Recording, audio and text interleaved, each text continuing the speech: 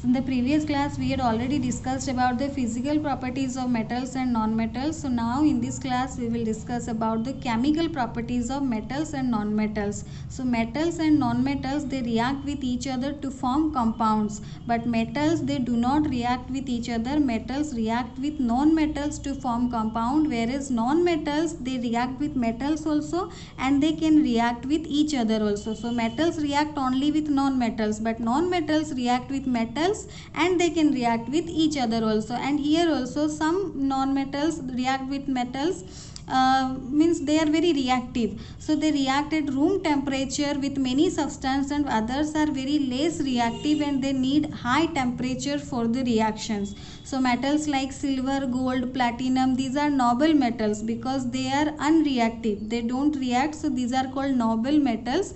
They do not react with other substance under ordinary conditions. So now we will see how they are reacting or how they are not reacting, why they are not reacting. So metals like silver, gold, platinum, these are called noble metals because under ordinary conditions they don't react with the other substances. Wherever whatever it may be, the metals and non-metals, they react with each other to form compounds. So first of all we will see how they react with the oxygen. So first of all we will see how metals and non-metals, they react with oxygen. So first, in case of metal react with oxygen to give metal oxide. When metal react with oxygen, they form metal oxides. Now let us take few examples of metals, like we had studied already in the previous class which all are the metals and which are the non-metals. So sodium and potassium, they are also metals. Sodium and potassium, they are extremely reactive metals. That means they react very fast and very vigorously with oxygen on exposure to air and catch fire. That is why you might have heard that sodium and potassium, they are kept in kerosene or they are stored in kerosene because they are extremely reactive metals and they react vigorously with oxygen on exposure to air and they catch fire. So that is the reason they are stored in kerosene or kept in kerosene. When they react with oxygen, they also form its oxide.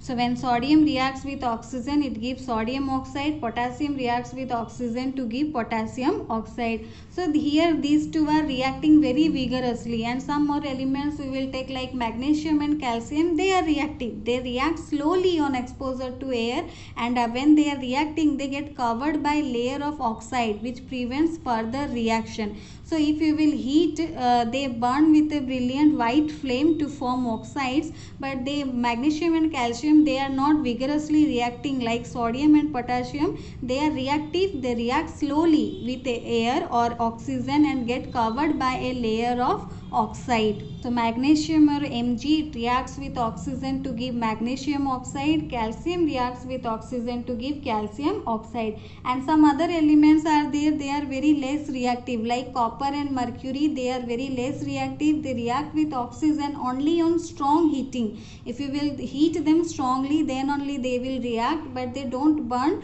So copper and mercury, they are very less reactive. Some elements like copper and mercury, they are very less reactive. They react with oxygen only on strong heating to give the oxide. So now if you will see the naming of the oxide, already I had given you metal plus oxygen, metal oxide.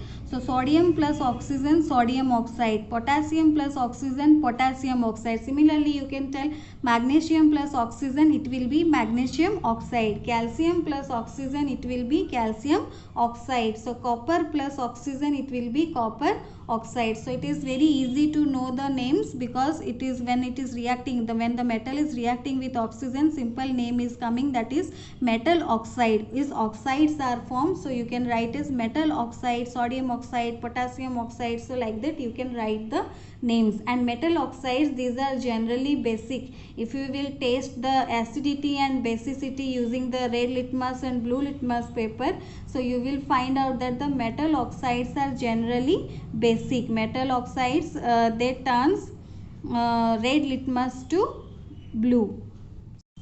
So metal oxides are basic in nature. So if we will see, this is all about the metals. When metals react with oxygen, it gives metal oxides. So similarly non-metals also react with oxygen to form non-metal oxide.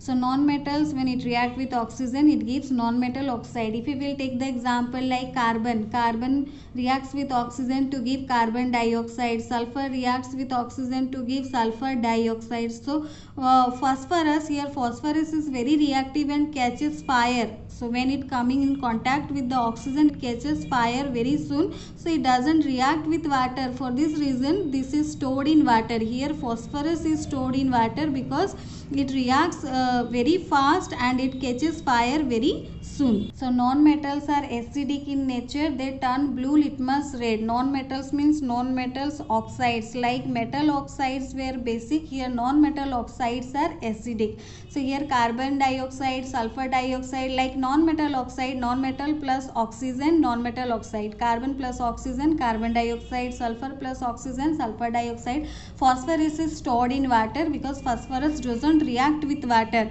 but it reacts with oxygen very fast and it catches fire very soon. That is why it is stored in water. So non-metal oxides, these are acidic, they turn blue litmus red. Next we will see the reaction of with water, reaction of metals and non-metals with water. So first of all we will see the metals. Metals react with water to form metal oxides or metal hydroxide along with hydrogen gas. So here metal oxide or metal hydroxide formations takes place along with the hydrogen gas. So first of all we will see about the metals only. So metal with water, it gives metal oxide plus hydrogen, or it can give metal hydroxide plus hydrogen gas. If we will take the example, then sodium and potassium, they react explosively with water to form their hydroxide, like sodium hydroxide and potassium hydroxide along with the hydrogen gas. So sodium reacts with water to give sodium hydroxide. So this is sodium hydroxide plus hydrogen. Potassium reacts with water to give potassium hydroxide plus hydrogen. Magnesium reacts with hot water. Magnesium reacts with the hot water to give magnesium oxide plus hydrogen gas. Similarly, zinc reacts with the zinc and iron, they react with the steam. They react with the steam form or vapor form of water to give the zinc oxide. Iron also in the same way, it reacts with the vapor form of the water, or that is steam, to give iron oxide, zinc oxide and iron oxide. And there are some least reactive materials like copper, gold and silver. They do not react with water even at high temperature. So these are very less reactive metals, like they do not react with the water even at high temperature also. And when these metals react with water, they give hydroxide also, and some give oxides also. So non-metals, they do not react with water. Only metals react with water to give metal oxide or metal hydroxide, but the non-metals, they do not react with water, so no reactions takes place. That is why when metals react with water, we get hydroxide, metal hydroxide or metal oxide. But when it reacts with non-metal, when water reacts with non-metal or non-metal reacts with water, no reactions takes place. So along with this practice all these reactions, in the next class we will discuss some more chemical reactions of metals and non-metals.